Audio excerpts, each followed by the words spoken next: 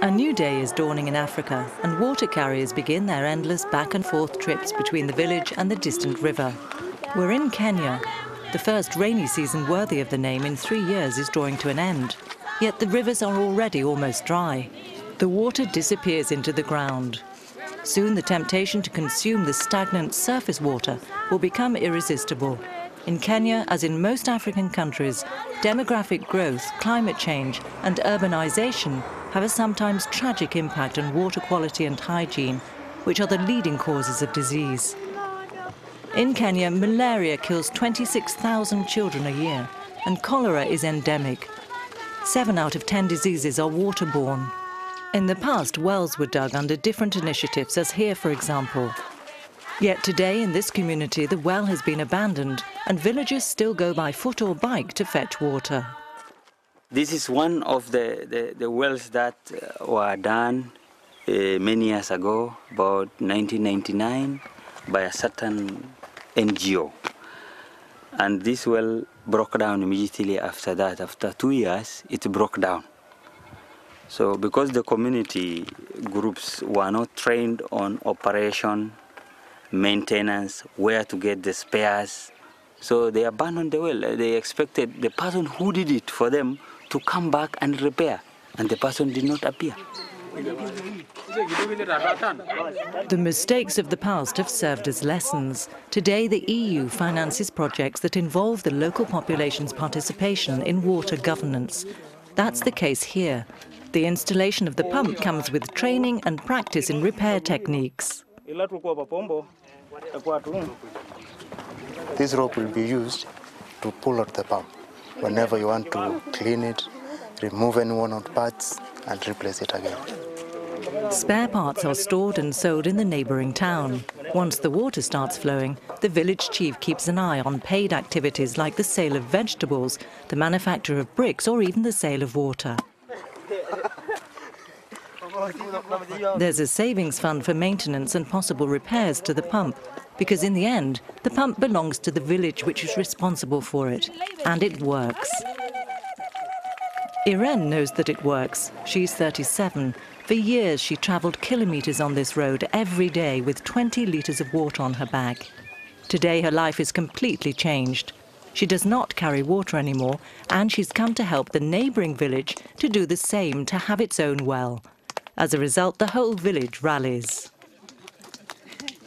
Yeah, there are young children, the one you are seeing, young ones here, old women, young ones, newly married ones, and even old men and the young ones, and even the youth. Because everybody needs water, for water is life.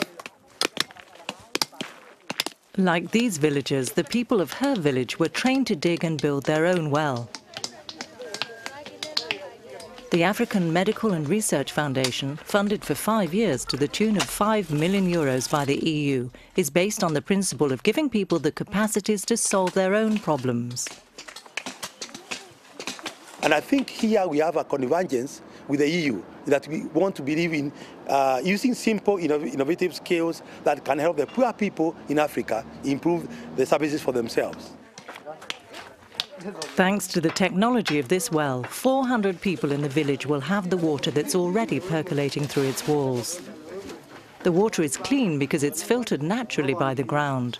The result is beyond what Sebastian, the local well manager, had imagined.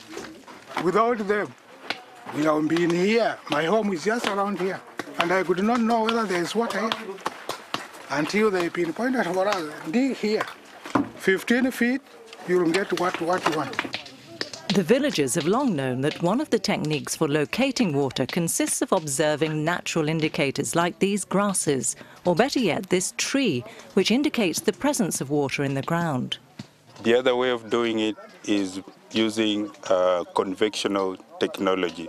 There's a utilization of a machine known as thermometer, and the machine detects underground water, and we've engaged our partners from a means of water.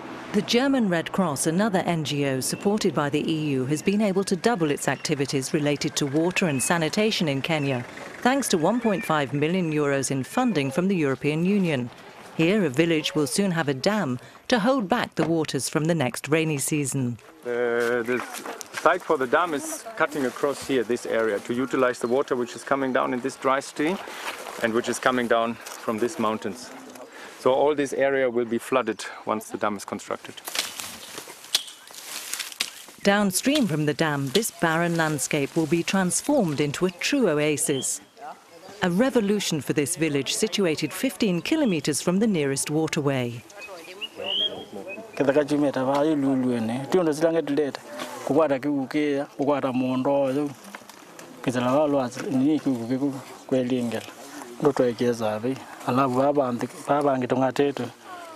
It is like that. This is what the landscape will look like once the works are completed. This is one of the secondary benefits of these projects. On one side, a retaining reservoir, and on the other, a lush garden crisscrossed with different irrigation systems, a place where the entire community comes together to work and to provide for all its own needs. Here in Kenya, the results are spectacular. A whole new population is benefiting from access to water.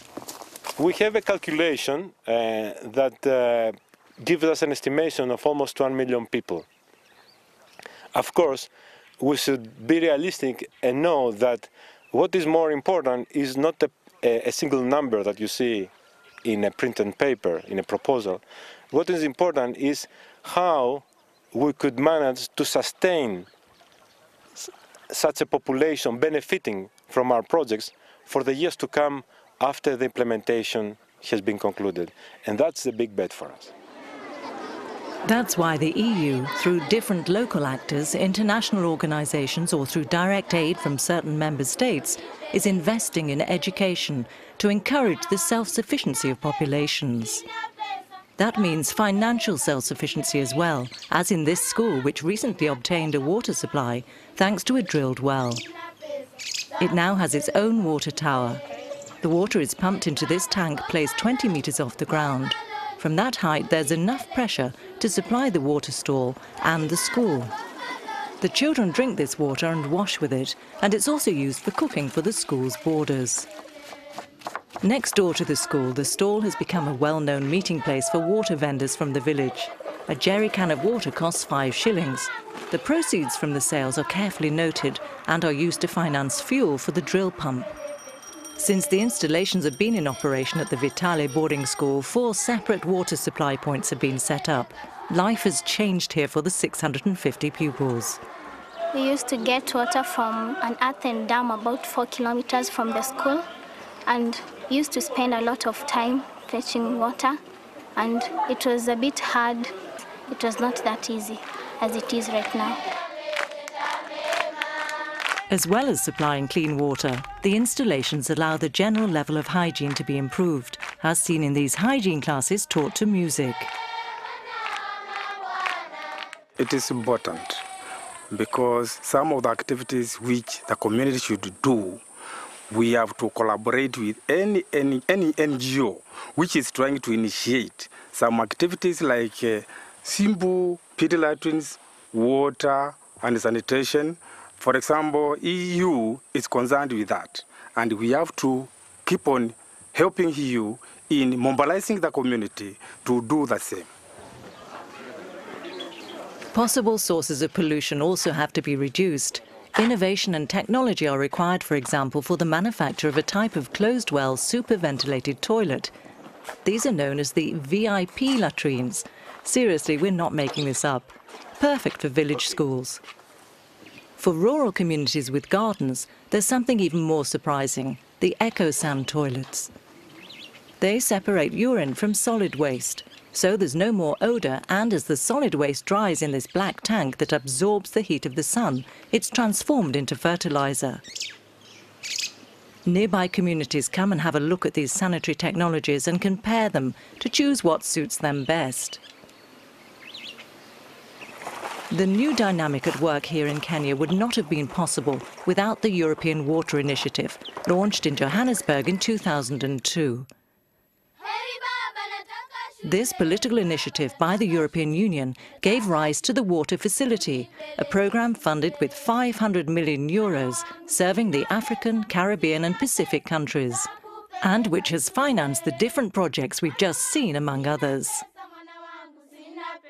The water facility makes a real contribution to achieving one of the Millennium Development Goals, which is to halve the number of people lacking access to safe drinking water.